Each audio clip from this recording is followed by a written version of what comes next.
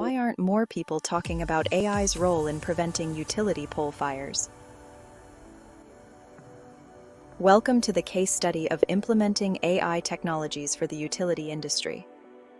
Each year, 3,000 utility poles catch fire due to undetected damages, leading to costly repairs and safety risks.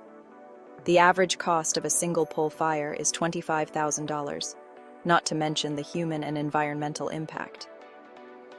A leading energy company in California turned to ThirdEye to leverage AI and drone technology to enhance equipment management, reduce costs, and prevent wildfires. ThirdEye built an AI-powered image processing system that analyzes thousands of images per day, detects anomalies, and predicts potential hazards. This allows maintenance teams to act before minor issues turn into fires. By analyzing data from drones and processing it through machine learning algorithms, the system delivers real-time insights into pole conditions. It provides actionable reports for preventive maintenance. If you are also planning to deploy AI technologies for asset inspection and equipment maintenance, leverage ThirdEye's hands-on experience.